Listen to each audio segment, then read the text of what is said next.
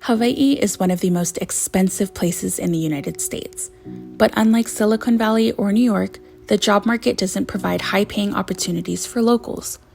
That means more than 7,500 families are only able to live here because they rent visitors a room, a guest house, or even a yurt. Now Hawaii County is working to pass legislation that would make it illegal for these families to earn a living. Aloha, my name is Michael. I am an Airbnb owner. Tourism is pretty much what drives the economy here in Hawaii, and I feel like as a homeowner, a property owner, I have the right to be a part of that industry and to support my family that way. I do hope that the law does not pass as written. I do hope that, you hear the voices of all the folks here on the island that are relying on this, but really are rewarded by running these businesses. I wanted to tell my story of my vacation rental business. I sold my small business in 2003 and built my home at that time. I started my vacation rental business 2 years later to have an income for my elder years. I have no retirement and very little Social Security, so I have been incredibly grateful that the vacation rental has not only paid my bills, but also brought me great joy by being able to keep my property up and have amazing guests. I'm a bit in awe that the county is doing all that it can to destroy my livelihood after all these years that I've worked so hard to create.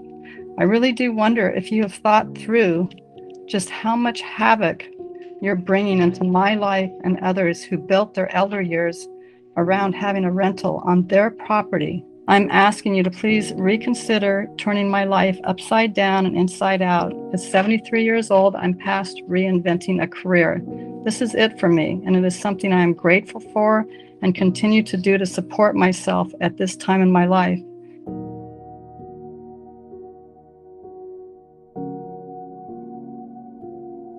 The income from being a host helps pay the mortgage. If it would go away, our family of four would be very hurt. So I'd like to think we're doing a lot to contribute to the local economy, and I'd like the regulators to think about the regular people who make a living from this. This bill would affect me very adversely. My rental revenue is a significant portion of my income. Without the income from hosting vacation rentals, I would be in difficult financial straits. As a retired person, it would be very difficult to manage. What we love most about being the host, meeting the people from all over Europe and everything, and just wanting to feel blessed. How does this bill impact me? We rely quite a bit on our rental income. We just have Social Security and a small pension, so our rental income really, with the cost of living here, helps us to maintain the house and the landscaping, the pool and everything else, and enable us to enjoy a nice lifestyle here in Hawaii. And we couldn't do that. We'd probably be forced to move elsewhere.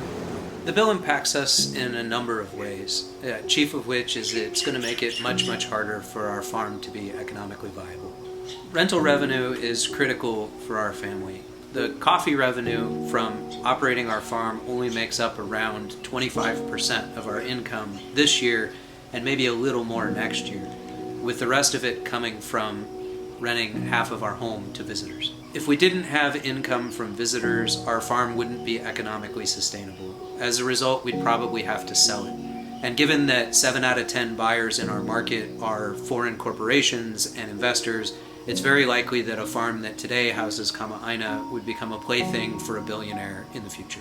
This bill impacts me because it makes me wonder whether or not I'm going to be able to continue renting my property. And that's how I bring in money to pay my bills. If I didn't have this rental income, my family would most certainly have to sell our property, and we would not really have any certainty about where we would be able to live.